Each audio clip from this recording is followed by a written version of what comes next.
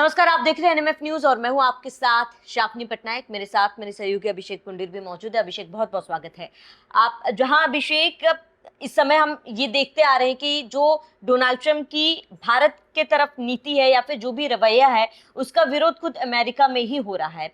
इससे पहले कई ऐसे वरिष्ठ नेता अमेरिका के हैं, अमेरिका की जनता जो है वो जो टैरिफ डोनाल्ड ट्रंप की तरफ से लगाया जा रहा है, इस फैसले का विरोध कर रहे हैं। लेकिन फिलहाल एक खबर सामने आई है अभिषेक की, अमेरिकी संसद में जो फॉरेन रिलेशन कमेटी है उन्होंने इस फैसले की निंदा की है। जो डोनाल्ड ट्रंप ने ये फैसला लिया है उसकी निंदा करते हुए उन्होंने कहा है कि आप जिस तरीके का बर्ताव डोनाल्ड ट्रंप भारत के लिए कर रहे हैं, भारत के लिए कर रहे हैं, वो बहुत ही ज्यादा गलत है। और खास तौर पर तब जब भारत रूस से तेल खरीद रहा है, लेकिन वहीं दूसरी तरफ चाइना के खिलाफ कोई भी कदम नहीं उठाया जा रहा। इसको लेकर उन्होंने जो है बकायदा ये कहा है। उन्होंने क्या कहा है वो हम आपको बताते हैं। बता दें कि जो फॉरेन रिलेशन कमेटी उन्होंने लिखकर कहा है कि रूस से बड़ी मात्रा में तेल खरीद रहे चीन या अन्य देशों पर प्रतिबंध लगाने की बजाय राष्ट्रपति ट्रंप भारत को विशेष रूप से निशाना बना रहे हैं। भारत पर टैक्स लगाकर वे अमेरिकी लोगों को ही नुकसान पहुंचा रहे हैं और अमेरिका भारत संबंधों को भी कमजोर कर रहे हैं। ऐसा लग रहा है जैसे अब यह मुद्दा यूक्रेन से जुड़ा हुआ है ही नहीं। तो ये बड़ा स्टेटमेंट है कहीं ना कहीं अमेरिकी संसद की जो कमेटी है कि ये भारत रूस से जुड़ा मुद्दा है ही नहीं।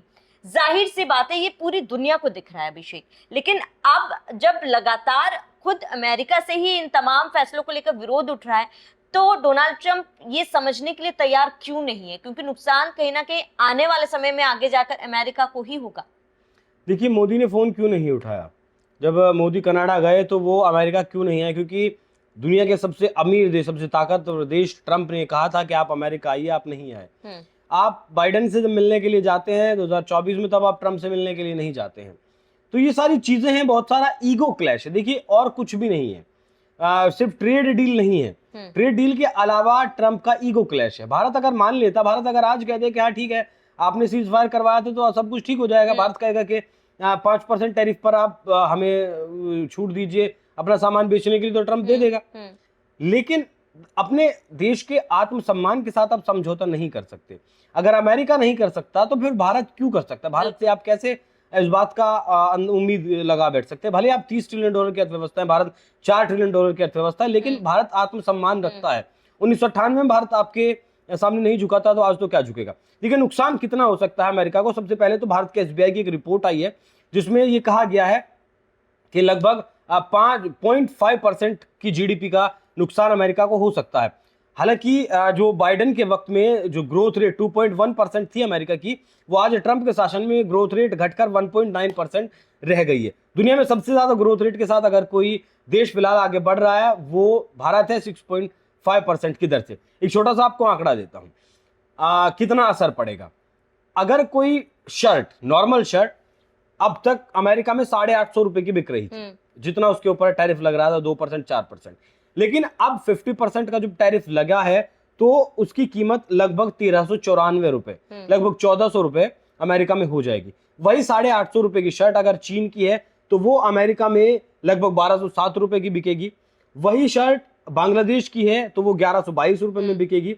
वही शर्ट अगर वियतनाम की है तो 1120 रुपए में बिकेगी।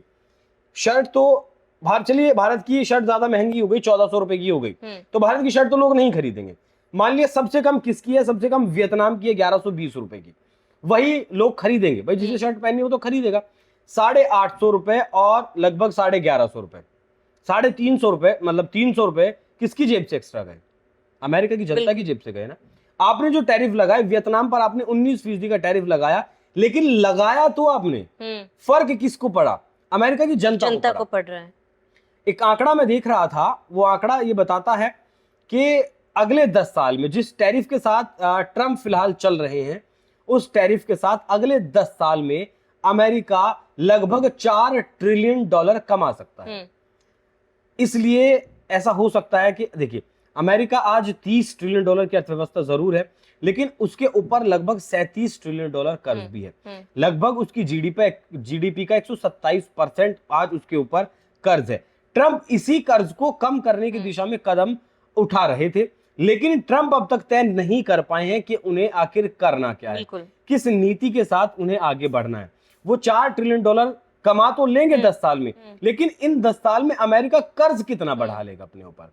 अमेरिका की जो 0.5% की जीडीपी रेट घटेगा, उससे भी तो अमेरिका वहीं जाकर पहुंच जाएगा। आज जो जीडीपी की ग्रोथ उसकी 1.9% है, वो अगर 1.4% रह गई तो भी तो अमेरिका को नुकसान होगा, भारत को तो नुकसान होगा।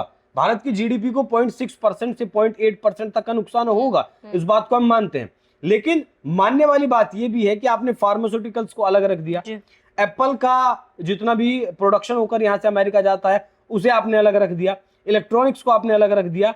तो जो 86 बिलियन डॉलर का सामान हम लगभग बेचते हैं, उसमें से लगभग 46 बिलियन डॉलर के सामान पर तो आपने टैक्स लगाया ही नहीं।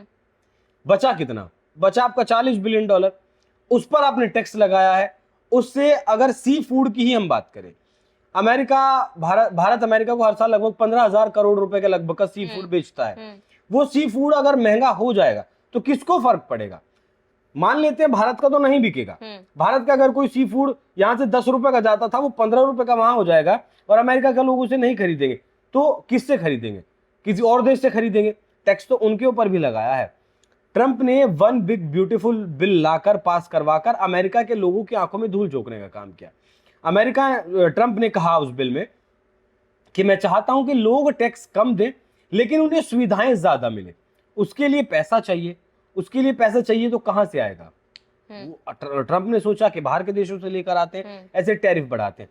आप अपने लोगों को राहत इस पैसे से देंगे जो पैसा आप टैरिफ से और देशों से कमाएंगे, या फिर आपके देश के ऊपर जो कर्ज लगातार बढ़ रहा है उससे आप कम करेंगे? वो बिल्कुल अभिषेक, डोनाल्ड ट्रंप ये नहीं सोच रहे हैं कि आज मैं टैरिफ लगा रहा हूँ। हर देश, भारत नहीं कि बहुत ही संयमित तरीके से तमाम चीजों के साथ डील करेगा। अब तक तो भारत डील कर रहा है, लेकिन एक हद तक भारत इस तरीके से डील करेगा। आगे अगर आपका यही बर्ताव लागू रहा तो जाहिर सी बात है भारत की तरफ से भी आपको जवाब दिया जाएगा, और जब भारत जवाब देगा फिर आप झेल नहीं पाओगे। भारत ने संकेत दे दिया, जो पोस्टल पर जो अस्थायी तौर पर बैन लगाया है। पहले क्या था, अमेरिका की तरफ से फैसला लिया गया 30 जुलाई में कि भारत से अमेरिका आने वाला जो पोस्टल है उसकी कीमत अगर $800 से कम है तो उस पर कोई टैक्स नहीं लगेगा। लेकिन ट्रंप ने उस कीमत को घटाकर $100 कर दिया कि $100 से कम कीमत का जो पोस्टल होगा उस पर टैक्स नहीं लगेगा, उससे ऊपर लगेगा। भारत ने भी अभी पिछले हफ्ते यही काम किया। भारत ने भी अमेरिका के पोस्टल पर रोक ही लगा दी, ज्यादातर पर बैन लगा दिया। भारत के साथ साथ यूरोपियन जो देश है उन्होंने, फ्रांस हुआ, ब्रिटेन हुआ, इटली हुआ, इन लोगों ने भी अमेरिका के पोस्टल पर बैन लगा दिया। तो संकेत देने की कोशिश भारत की तरफ से अमेरिका को की गई है कि आपके टैरिफ से हम दबने वाले नहीं है। बाकी शामनी देखिए, मोटा मोटी सी बात यह है कि जो लोग कहते हैं नुकसान नहीं होगा वो गलत है, और जो कहते हैं नुकसान बहुत ज्यादा होगा वो भी गलत है। भारत का $40 बिलियन का व्यापार प्रभावित होगा, लेकिन उसके लिए अब हम 40 और देशों से बात कर रहे हैं। 40 और देशों से बात कर रहे हैं। वो इसीलिए बात कर रहे हैं जिससे कि अमेरिका में जो हमारा सामान बिकता था वो हमारा आसियान कंट्रीज में बिके, वो सामान हमारा यूरोपियन यूनियन के 27 देशों में बिके। तो 6 महीने के भीतर हम अपनी सप्लाई चेन को फिर से वहीं एस्टेब्लिश कर देंगे जहां हमारी जो माल हम अमेरिका को बेचते थे वो माल हमारा इधर उधर जाने लगेगा। 6 महीने की दिक्कत भारत को जरूर होगी, इससे ज्यादा नहीं होगी। मुझे याद आता है अमेरिकी अर्थशास्त्री का एक बयान, उन्होंने लिटरली इन शब्दों का इस्तेमाल किया था कि डॉलर की मौत शुरू हो गई है, मतलब इट्स डेथ टू डॉलर। जिस तरीके से ट्राइका हुआ, इंडिया, रशिया, चाइना मिलने वाले हैं एससीओ में, शंघाई में। उसके बाद ब्रिक्स के जो देश हैं वो डी डॉलराइजेशन की तरफ लगातार बढ़ रहे हैं, उसकी बात कर रहे हैं। और भारत 15 ऐसे देश हैं जिनके साथ रुपये में और उनकी करेंसी में व्यापार करने की दिशा में काम बढ़ रहा है। और सिर्फ ब्रिक्स के जो देश हैं वही अगर अपनी अपनी करेंसी में व्यापार करने लगे, भारत उनसे ही सिर्फ रुपये में व्यापार करने लगे, तो अमेरिका का जो प्रभुत्व है, डॉलर का जो प्रभुत्व है, वो लगभग खत्म हो जाएगा। क्योंकि चीन 140 करोड़ की जनसंख्या है, $19.5 ट्रिलियन की अर्थव्यवस्था है। भारत 144 करोड़ से ज्यादा की पॉपुलेशन है। दोनों की जीडीपी को अगर आप मिला दें शावनी तो लगभग 23-24 ट्रिलियन डॉलर की अर्थव्यवस्था बैठती है। रूस को भी इसमें मिला दें तो 26-27 ट्रिलियन डॉलर को क्रॉस कर जाती है। तो मैं यही, इसीलिए मैंने आपको कहा कि ट्रंप नहीं समझ पाए हैं अब तक कि आखिर उन्हें करना क्या है, क्यों करना है और किस तरीके से किस देश को आगे लेकर बढ़ना है।